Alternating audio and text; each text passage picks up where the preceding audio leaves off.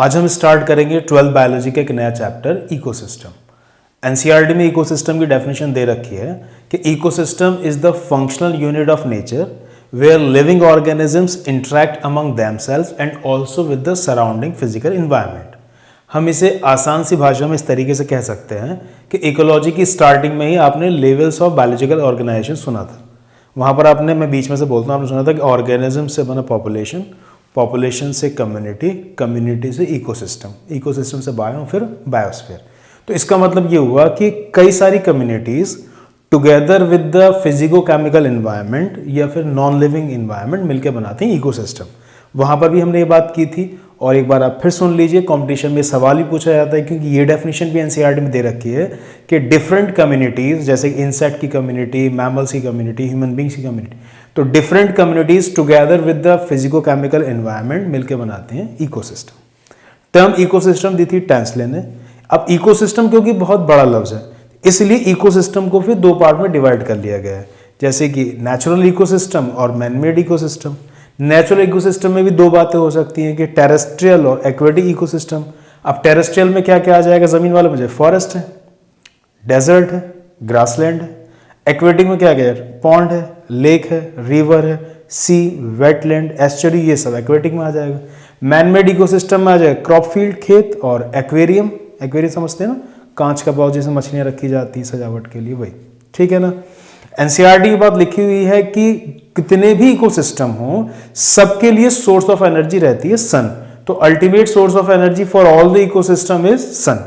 लेकिन किसी भी इकोसिस्टम के अंदर जो एनर्जी एंटर करेगी वो करेगी वाया प्रोड्यूसर। ये सवाल भी कॉम्पिटिशन में पूछा जा चुका है।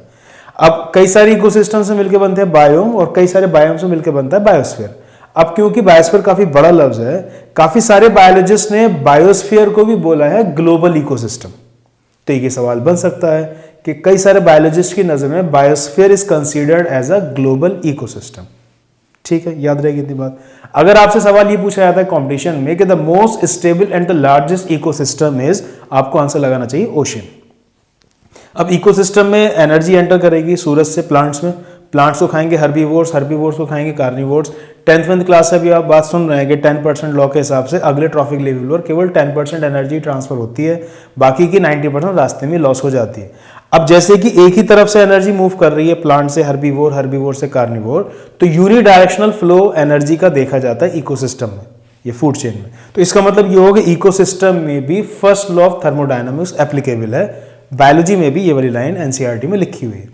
इसके अलावा आप देख रहे हैं कि लगातार एनर्जी कम होती चली जा रही है। सबसे ज्यादा प्रोड्यूसर्स के पास है, उसके बाद हर्बीवोर्स के पास 10% ही पहुंच पाती है, उसकी 10% कार्निवोर्स के पास जा रही है। तो क्योंकि लगातार एनर्जी कम होती चली जा रही है, इस लिहाज से हम ये कह सकते हैं कि इकोसिस्टम के अंदर second law of thermodynamics applicable है। यूनिडायरेक्शनल फ्लो हो रहा है एनर्जी का, फर्स्ट लॉ ऑफ थर्मोडायनामिक्स, और अगले ट्रॉफिक लेवल पर एनर्जी लगातार कम होती चली जा रही है, सेकंड लॉ ऑफ थर्मोडायनामिक्स। याद रहेगी इतनी बात, ठीक है। अब जैसे कि पॉन्ड तो इधर नेचुरल वाले एग्जांपल में आया, तो कंपटीशन में ये सवाल भी पूछा जा चुका है कि pond is an example of, अपना आंसर लगाना था नेचुरल इकोसिस्टम। अब इकोसिस्टम का इंपॉर्टेंट फायदा अगर देखा जाए इन शॉर्ट, 9-10 से भी आपको आइडिया होगा इस चीज का कि इकोसिस्टम के जरिए, जैसे हम भी बात कर रहे थे कि प्रोड्यूसर से हर्बीवोर, हर्बीवोर से कार्निवोर्स चीजें एनर्जी ट्रांसफर हो रही है, तो फ्लो ऑफ एनर्जी होता है और इसके अलावा साइक्लिंग ऑफ न्यूट्रिएंट्स होती है। तो सवाल कॉम्पिटिशन में पूछा गया है कि इकोसिस्टम का इंपॉर्टेंट फायदे क्या है, तो इसके जरिए flow of energy and cycling of nutrients होता है, ठीक है ना। इकोसिस्टम में दोनों चीजें आ जाती हैं, बायोटिक और एबायोटिक। तो सवाल ये पूछा गया the two important components of ecosystem are, तो आपको बोलना चाहिए बायोटिक एंड एबायोटिक, ठीक है ना। क्रॉप फील्ड, खेतों के बारे में सवाल पूछा गया है। क्रॉप फील्ड के अंदर हमें क्या देखने को मिलता है, तो आप बोलेंगे लीस्ट जेनेटिक डाइवर्सिटी। अब जैसे खेत में तो कोई 1-2 पेड़ लगाए जाते हैं, 3 पेड़ लगाए जाते हैं, जंगलों में तो आपको बहुत वैरायटी पेड़ों की देखने को मिलेगी। अब तो इसलिए क्रॉप फील्ड इकोसिस्टम के अंदर आपको देखने को मिलेगी लीस्ट जेनेटिक डाइवर्सिटी। कंपटीशन ये आ चुका है सवाल। कंपटीशन में एक सवाल ये भी पूछा गया है कि क्रॉप फील्ड इकोसिस्टम के अंदर या मैनमेड इकोसिस्टम के अंदर क्या फीचर नजर आता है, तो आपको बोलना है कि they are highly efficient but unstable. क्योंकि जहां पर भी इंसानों का दखल हुआ है वो चीजें बर्बाद ही हुई हैं। जब तक वो कुदरत पे छोड़ा हुआ है, नेचर पर उनको छोड़ रखा है, तो वो चीजें ठीक हैं। लेकिन जहां जहां पर इंसानों का दखल हुआ है, चीजें अनस्टेबल हो जाती हैं। इसलिए जितनी भी मैनमेड इकोसिस्टम है एफिशिएंट तो होंगे, आप अपने हिसाब से उनमें पानी लगा रहे हैं, फर्टिलाइजर्स लगा रहे हैं, पेस्टिसाइड लगा रहे हैं, but they are unstable. Stability तो आपको नेचुरल सराउंडिंग में ही देखने को मिलेगी। क्या याद रहेगी इतनी बात। आगे एनसीईआरटी में छोटा सा टॉपिक दे रखा है स्ट्रेटिफिकेशन। स्ट्रेटिफिकेशन से मतलब हुआ the vertical distribution of different species in an area. जैसे कि अगर हम जंगल में बात करें तो सबसे बड़े पेड़ ट्रीज, उसके बाद श्रब्स, उसके बाद हर्ब्स एंड ग्रासेस। तो ये जो वर्टिकल डिस्ट्रीब्यूशन है इस प्लांट स्पीशीज का, ट्रीज, उसके बाद श्रब्स, उसके बाद हर्ब्स एंड ग्रासेस, ये कहलाता है स्ट्रेटिफिकेशन। बहुत बढ़िया स्ट्रेटिफिकेशन हमें देखने को मिलेगा ट्रॉपिकल रेन फॉरेस्ट में, क्योंकि सबसे ज्यादा डायवर्सिटी प्लांट्स की हमें ट्रॉपिकल रेन फॉरेस्ट में ही देखने को मिलती है। ये सवाल कॉम्पिटिशन में आ चुका है। इसके अलावा इंडिया में ट्रॉपिकल रेन फॉरेस्ट कहाँ है, तो केरल एंड आसाम में पाए जाते हैं। ये सवाल भी कॉम्पिटिशन में आ चुका है। क्या इतनी बात आपकी समझ में आ रही है? मैं एक बार लिख कर और बता देता हूँ, आप अच्छे से याद कर लेंगे। तो टॉपिक हमारा इकोसिस्टम। इकोसिस्टम के अंदर सबसे पहले हमने ये बात सुनी कि ecosystem is the functional unit of nature where living organism interact among themselves and also with the surrounding environment. ठीक है ना। इसके अलावा पुराने पेपर में ये डेफिनेशन भी आ चुकी है कि different communities plus non living environment या physico chemical environment, non living environment मिलकर बनाते हैं इकोसिस्टम। ठीक है ना। अगर सवाल पूछा जाए कि the term ecosystem was coined bye, term ecosystem was coined bye, आपने आंसर याद करना है टांसले। ठीक है ना। कई सारे बायोलॉजिस्ट की नजर में biosphere is considered as global ecosystem. Global ecosystem NCERT की लाइन है, याद होना चाहिए। ठीक है ना। The source of energy for all the ecosystem, source of energy for all the ecosystem is, क्या आंसर लगाकर आएंगे, सन। ठीक है ना।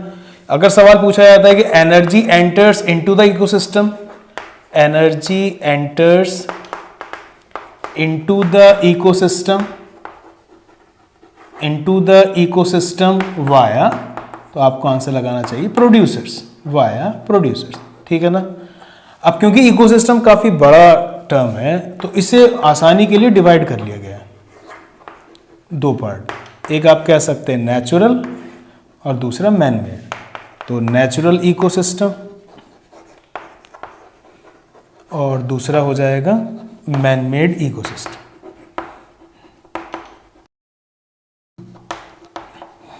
Man made ecosystem. Natural ecosystem में भी दो बातें हो सकती हैं, जैसे कि टेरेस्ट्रियल इकोसिस्टम और एक्वेटिक इकोसिस्टम। टेरेस्ट्रियल इकोसिस्टम और एक्वेटिक इकोसिस्टम। अब टेरेस्ट्रियल जमीन वाले एग्जाम्पल में कौन कौन आ जाएंगे, जैसे कि फॉरेस्ट, डेजर्ट, ग्रासलैंड। ठीक है। और एक्वेटिक में एग्जाम्पल आ जाएंगे पॉन्ड, लेक, सी, एस्चरीज, जहां कई सारी रिवर्स आके मिलती हैं, है ना। ये सब एग्जाम्पल हो जाएंगी एक्वेटिक इकोसिस्टम। कॉम्पिटिशन में सवाल पूछा गया है, pond is an example of, आपने आंसर लगाकर आना था नेचुरल इकोसिस्टम। मैनमेड इकोसिस्टम में दो एग्जाम्पल आपको एनसीईआरटी याद करनी, क्रॉपफील्ड और इसके अलावा एक्वेरियम। ठीक है ना। अच्छा, आगे हमें कुछ और छोटी छोटी सी बातें याद करनी है, जैसे कि कंपटीशन में पूछा गया है the largest and the most stable ecosystem. Largest and most stable ecosystem, तो आपने आंसर लगाकर आना है ओशन। ठीक है ना। अगर सवाल पूछा जाता है कि इकोसिस्टम का इंपॉर्टेंस क्या है, तो it plays an important role in flow of energy and cycling of nutrients. Flow of energy and cycling of nutrients. ठीक है ना। इकोसिस्टम भी देखा जाता है कि इसमें यूनी डायरेक्शनल फ्लो होता है एनर्जी का, unidirectional flow of energy. ये सब सवाल आ चुके हैं, एनसीईआरटी बेस्ड क्वेश्चन है। तो यूनिडायरेक्शनल फ्लो ऑफ एनर्जी होता है इकोसिस्टम में। यहां से इसका मतलब ये बात समझ में आ रही है कि ecosystem deals with the first law of thermodynamics, first law of thermodynamics, ठीक है ना। लेकिन हमें ये बात भी समझ में आ रही है, अगले ट्रॉपिक लेवल पर एनर्जी कम होती चली जाती है, 10% ट्रांसफर होती है। इस हिसाब से यहाँ पर सेकेंड लॉ ऑफ थर्मोडायनेमिक्स भी इकोसिस्टम में एप्लीकेबल है। ये बात समझ में आ रही है। एक छोटा सवाल ये भी पूछा गया है कि ये जो क्रॉप फील्ड इकोसिस्टम है, इसमें क्या देखा जाता है, तो आप बोलेंगे ना देखा था लीस्ट जेनेटिक डाइवर्सिटी, क्योंकि 2 ही 3 4 तरह के प्लांट लगे होते हैं खेत में। लीस्ट जेनेटिक डाइवर्सिटी, जितने भी ये मैनमेड इकोसिस्टम है, इन पर एक सवाल ये भी पूछा गया है कि they are highly efficient and least stable, highly efficient and least stable या फिर अनस्टेबल, जिस तरीके से भी ऑप्शन दे रखा हूं, highly efficient and least stable या फिर अनस्टेबल। ऐसा इसलिए बोला जा रहा है क्योंकि जहां पर भी इंसानों का दखल होगा वो चीजें बहुत ज्यादा स्टेबिलिटी की तरफ नहीं होती, ठीक है ना। किसी भी आप एरिया में देखें तो वहां पर सबसे बड़े ट्रीज होंगे, है ना, किसी जंगल में, उनसे छोटे श्रब्स होंगे, उनसे छोटे होंगे हर्ब्स एंड ग्रासेस। तो ये जो वर्टिकल डिस्ट्रीब्यूशन होता है डिफरेंट प्लांट्स का, स्पीशीज का इन अ पर्टिकुलर एरिया, ये कहलाता है स्ट्रैटिफिकेशन। एनसीईआरटी की लाइन आपको याद होना चाहिए, स्ट्रैटिफिकेशन। तो vertical distribution of different species in a particular area is known as stratification. जैसे कि नंबर 1 पर सबसे बड़े ट्रीज, उससे छोटे श्रब्स, उससे छोटे हर्ब्स एंड ग्रासेस। सवाल कॉम्पिटिशन में पूछा था स्ट्रैटिफिकेशन बहुत बढ़िया हमें कहाँ नजर आता है देखने में, आप बोलेंगे ट्रॉपिकल रेन फॉरेस्ट। हम पिछले चैप्टर में इसके बारे में डिटेल में बात कर चुके हैं, जितना नीट में पूछा जाता है। इंडिया के अंदर ट्रॉपिकल रेन फॉरेस्ट कहाँ देखने को मिलते हैं, पुराने पेपर में सवाल आ चुका है, केरल एंड आसाम। याद रहेगी कितनी बात, ठीक है। एनसीईआरटी में इन्होंने एक्वेटिक इकोसिस्टम में पॉन्ड को थोड़ा सा अच्छे से एक्सप्लेन किया है, तो आपको पॉन्ड से रिलेटेड जो एनसीईआरटी बातें दे रखी हैं वो याद होनी चाहिए, सवाल यहां से बन सकते हैं। पॉन्ड तालाब के बारे में आप जानते हैं कि इसमें आपको सब चीजें नजर आएंगी। इसमें जो इकोसिस्टम में बताया जाता है कि इकोसिस्टम के 2 कंपोनेंट है, एक है इसका एबायोटिक कंपोनेंट और दूसरा इसका बायोटिक कंपोनेंट, उन्हीं सब चीजों के हिसाब से बात हुई है। तो अगर पॉन्ड के अंदर हम देखें एबायोटिक कंपोनेंट, तो एबायोटिक कंपोनेंट नजर आता है यहाँ पर। एबायोटिक कंपोनेंट के नाम पर पॉन्ड में क्या होगा, तो आप बोलेंगे यहाँ पर वाटर और सॉइल, ठीक है ना। बायोटिक कंपोनेंट में हम एक तरफ शुरू करें तो यहाँ पर में नजर आएंगे प्रोड्यूसर्स।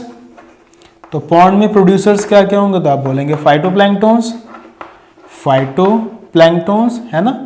और इसके अलावा तालाब में आपको कौन मिलेंगे, एल्गी, है ना। और इसके अलावा क्या मिलेंगे, इसके अलावा आप बोलेंगे प्लांट्स इसमें कई तरीके के होंगे, इसमें फ्लोटिंग प्लांट्स भी होंगे, है ना, सबमर्ज प्लांट भी होंगे और मार्जिनल प्लांट्स भी होंगे जो यहाँ साइड में होंगे, एजेस पर होंगे, और मार्जिनल प्लांट्स, ठीक है ना।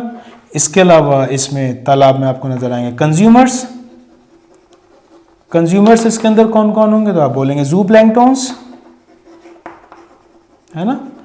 जू प्लैंक्टन्स के अलावा इसके अंदर और कौन कौन से होंगे, जो मछलियां तैर रही होंगी और जो बॉटम वाले ऑर्गेनिज्म होंगे बेंथिक रीजन में जो पाए जाते हैं, तो आप बोल देंगे कि इसमें जू प्लैंक्टन्स के अलावा आएंगे फ्री स्विमिंग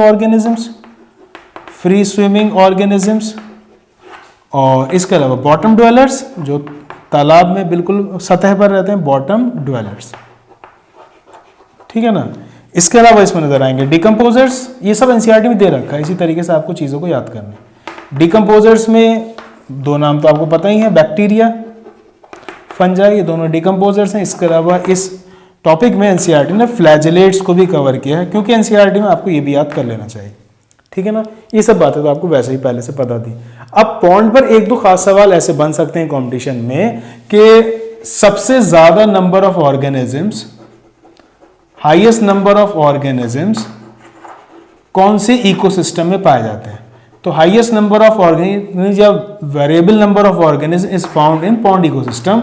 अगर ये सवाल आता है आपको फॉरेस्ट आंसर नहीं लगाना है, वेरिएबल नंबर ऑफ ऑर्गेनिज्म या highest number of organism is found in, तो आपको आंसर लगाना है पॉन्ड ना कि फॉरेस्ट। ऐसा इसलिए क्योंकि यहाँ जो ये फाइटोप्लैंक्टन्स हैं इनकी वजह से इनकी तादाद बहुत ज्यादा हो जाएगी।